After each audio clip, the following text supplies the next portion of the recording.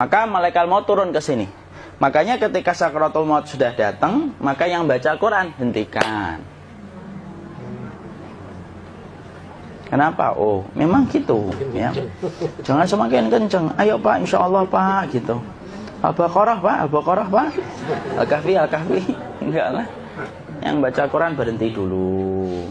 Kemudian digantikan dengan kita mentalkin. Antum agak ke sana dikit. Masya Allah ya. Orang yang meninggalnya kooperatif ini.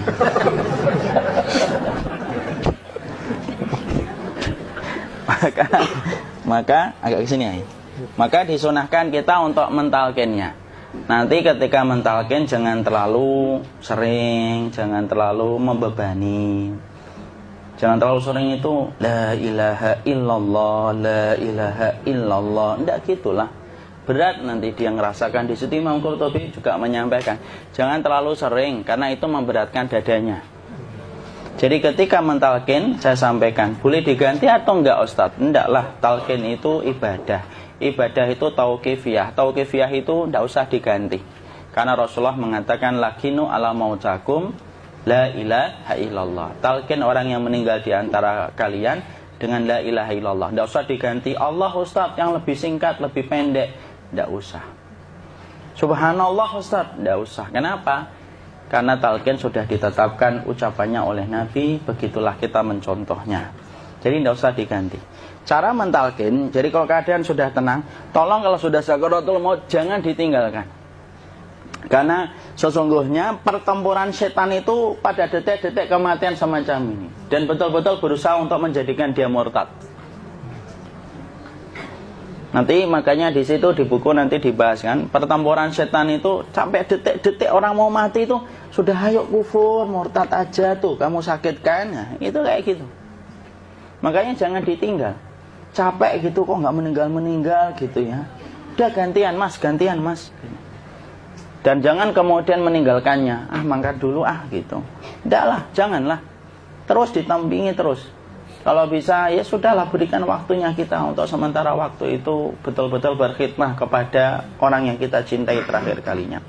Cara kita kemudian mentalkin adalah, yaitu adalah di sebelah kanannya la ilaha illallah. Biarkan dia mencerna dulu, tidak usah buru-buru kemudian kita langsung nimpali lagi. Dia mencerna dulu sembari kita doakan, peluk, ya Allah dimudahkan gitu. Kalau ada orang yang bisa ngucapin la ilaha illallah, itu siapa yang memberikan itu Ustaz? Yang memberikan kekuatan Allah Pak. Karena ngomong aduh aja sudah tidak mampu. Makanya Allah berfirman dalam surat Ibrahim, yusabbitullahu alladhina amanu bil qawli tsabit fil hayatid dunya wa fil akhirah. Allah teguhkan perkataan orang yang beriman dalam kehidupan dunia dan akhirat. Dunia itu ya ketika menjelang kematiannya. Makanya dia bisa ngomong la ilaha illallah. Sebenarnya ngomong aduh aja udah gak mampu. Kalau bisa ngomong, dia pasti ngomong aduhnya dulu. Tapi Allah yang menggerakkan. Ngomong la ilaha illallah. Makanya mangkana akhiru kalamihi la ilaha illallah dakhalal jannah. Barang siapa akhir kalamnya itu adalah la ilaha illallah, pasti masuk surga. Makanya kita lagi la ilaha illallah. Dah. Cerah dulu.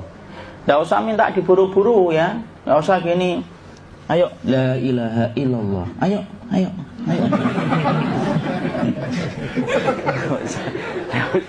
Enggak usah gitu. Ya, biarkan dia pelan-pelan gitu. Ayo tapak, ya Allah capek saya Pak. Enggak usah gitu.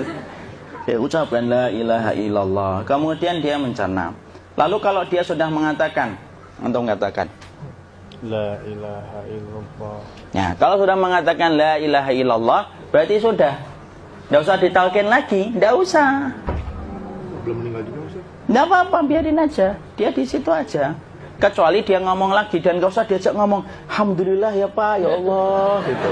Terus dia jawab, alhamdulillah. Ya. Itu berarti ucapan terakhirnya alhamdulillah. Atau ketika habis ditalkin la ilaha illallah, dia ngelihat air. Nah, itu berarti ucapan terakhirnya air. Talkin lagi. Enggak usah marah. Aduh Pak minta air. Mau minta air nanti aja dikubur gitu loh.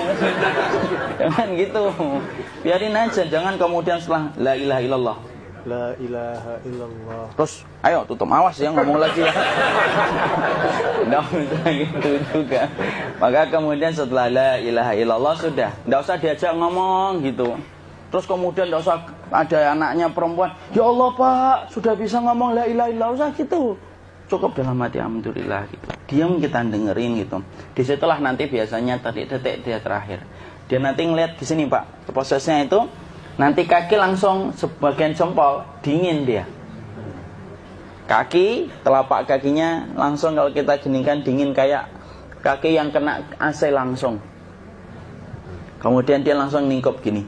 Dikit dia, mulai kaku dia. Atau kalau enggak, gini dia. Langsung kayak jatuh. Kayak kepala nanti yang paling terakhir, kepala itu pasti ada gerakannya Pak. Ini meninggal itu. Pasti gitu. Pasti gitu. Karena apa? Sudah tidak ada beban ruh yang menahannya. Ya, cabut ya, set pelan, maka kemudian malaikat itu. Tapi tetap sakit lah. Walaupun dikatakan ringan, tetap sakit. Maka kemudian sakit gitu, ngelewatin sini, jantung kemudian sudah tidak berfungsi, kemudian ginjal Pak, ngelewatin ginjal tidak berfungsi. Bapak bayangkan kan, kalau yang pernah sakit batu ginjal Pak, sepakat nggak kalau kita batu ginjal itu sakitnya luar biasa Pak? Itu baru titik batu kecil di ginjal. Kita bisa bayangkan tiba-tiba ginjal tidak berfungsi, sakitnya kayak apa Pak? Tiba-tiba ginjal nggak berfungsi, pankreas naik, kemudian tek jantung. Jantung ini dia masih hidup dia, di sininya masih hidup walaupun jantungnya sudah berhenti. Naik, kemudian mata dia ngelewatin mata. Organ tubuh yang paling setia sama ruh itu mata. Maka kemudian mata dia ngelihat dia, ngelihat keluarnya, naik dia. Ya dilihat ini sama dia. Makanya Rasulullah mengatakan innar ruha idza qubida tabi'ahul basar. Ruh itu kalau dicabut, mata itu ngikutin kemana perjalanan ruh itu. Makanya ada yang meninggalnya gini. Ya itu bukan tanda su'ul khatimah. Itu tanda fitrahnya mata ngikutin ruh.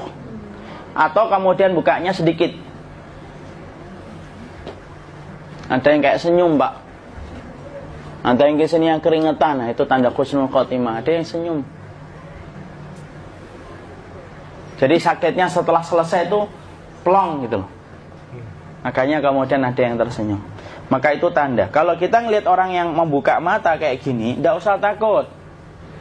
Cepat-cepat kemudian kita nanti tutup. Biasanya kalau terlalu lama, itulah yang menjadikan ini tidak bisa ditutup. Makanya harus pakai kapas akhirnya.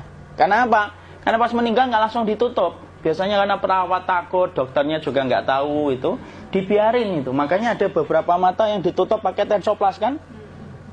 Sebenarnya kalau langsung bisa nutup dia, fitrahnya nutup mata itu. Jadi kemudian kita baca Allahumma firlahu warhamhu wa'afihi wa'fuanhu atau bismillah wassalatu wassalamu ala rasulillah, tutup. Bismillah. Tidak usah takut. Kecuali buka lagi ya, ini baru kita kabur bareng. Kalau buka lagi Pak, Insya Allah Pak, ya Allah ya kita kabur bareng-bareng Pak. Diusap Pak, diusap gini. Enggak disenggol gini enggak. Begini kan, sudah meninggal dunia. Tangan boleh begini, boleh diluruskan, enggak ada ketentuannya. Boleh gini, boleh kemudian lurus. Nggak usah disalahin kalau ada yang lurus. Lu itu tangannya gimana sih? Posisikan kayak sholat. Nggak ada perintah kayak gitu.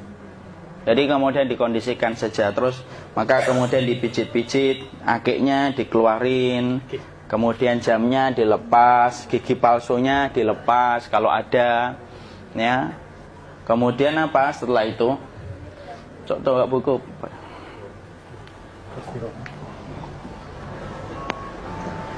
Kemudian kalau bisa awal-awal kemudian taruh buku atau sesuatu yang agak berat di perutnya ketika baru meninggal dunia. Kenapa kemudian ditaruh kayak gini? Bukan apa-apa, supaya membantu sisa-sisa pencernaan dia untuk keluar. Nanti Pak, biasanya kalau kita taruh agak yang berat gini atau kemudian kita gini-gini kan. Ini udah makan belum Maki? Udah makan belum makan kok udah gede ya? Maka pencet-pencet kayak gini biasanya nanti ketika dimandikan, nah pas dimandikan diginikan saja. Aduh. Nah ini dia sudah keluar di belakang, dia gini. Terus nanti keluar dia. Nah ini keluar langsung di belakangnya. Dan memperlakukan orang kalau sudah meninggal dunia itu yang lembut gitu. Kenapa? Inna kasra admil mayyiti kakasri admil hayyi. Mematahkan tulangnya ketika orang sudah meninggal dunia itu lebih dia rasakan sakit ketika mati daripada ketika masih hidup. Tuh Islam itu sampai sama orang mukmin itu kalau sudah meninggal aja sampai selembut itu. Kok hidup kasar itu kebangetan dia jadi orang itu. Mau sampai orang mati itu kemudian disuruh yang lembut, kalau ada aib disuruh nutup, tidak boleh diceritain. Misalkan di belakangnya beliau ini ada tompel, gagah-gagah tompelnya gede gitu, tidak boleh cerita. Masya Allah loh, sampai segitunya sunnah itu ngajarin kita untuk nutup aib. Kalau ada orang belajar sunnah sukanya buka aib, nyari-nyari kesalahan orang, sunnah yang mana dia pelajari itu saya bingung. Makanya kemudian gini, setelah selesai maka kemudian tutup dengan kain. Maaf ya, ya. Ya. Nanti kalau nggak kuat napas ngomong ya.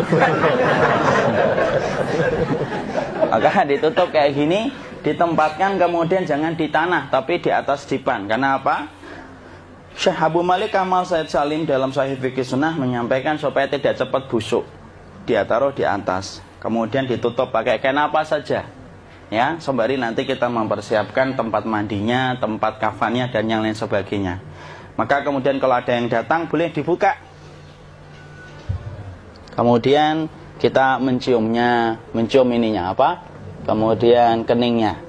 Kemudian kita berdoa, nutup lagi kayak Rasulullah ditutup. Kemudian yang datang terakhir itu salah satunya Abu Bakar.